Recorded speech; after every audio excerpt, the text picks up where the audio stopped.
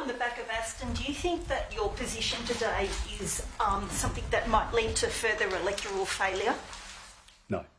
Yep. Can I clarify, will you be actively campaigning, and to Ms Lee as well, if I can, actively campaigning no against the voice in this referendum? Yes, I will be. I don't believe this is in our country's best interests.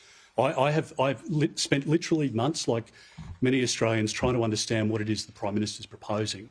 We can't get the basic detail out of him.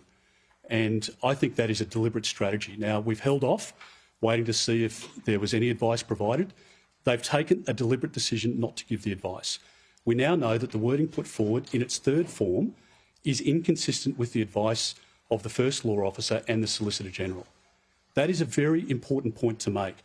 And we're not saying that Indigenous people shouldn't be heard in relation to matters that are important to them. Quite the contrary. I'm emphasising that the voice does need to be heard, that they're an advisory body, a structure needs to be established. We're willing to work with the government in a bipartisan way on the legislation so that their voice can be heard.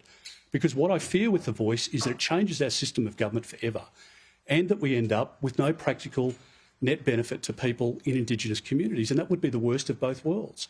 We understand that this position now is binding on front benches, not of course on back benches. But in '99 with the Republic, there was an open vote for front bench and back bench. Peter Costello for a Republic, John Howard for the monarchy. And then on same-sex marriage, there was an open vote.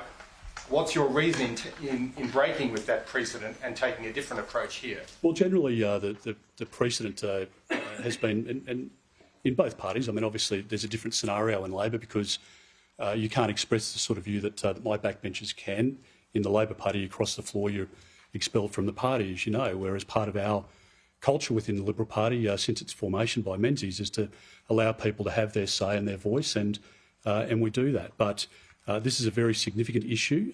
It's not an issue of conscience similar to the same-sex marriage debate, and I believe very strongly, as does the Shadow Cabinet, the broader ministry and our party room, which endorsed that position, that it is a binding position in relation to the executive of our party. Well, the Republic was a bigger change. With respect, I contest that. I think this is a very, very significant change, and I don't think Australians yet understand the full impact of what the Prime Minister is proposing. And why would they? Because he won't explain the basic detail to them. In relation to backbenchers, I've seen some reporting.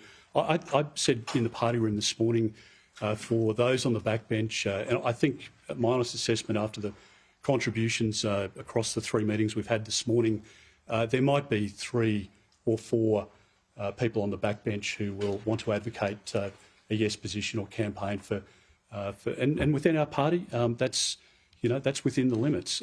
But the vast majority, I mean, if you're talking about the mood that was in the Shadow Cabinet or in the Shadow Ministry or indeed in the party room, overwhelming majority of the position that we've adopted, no question.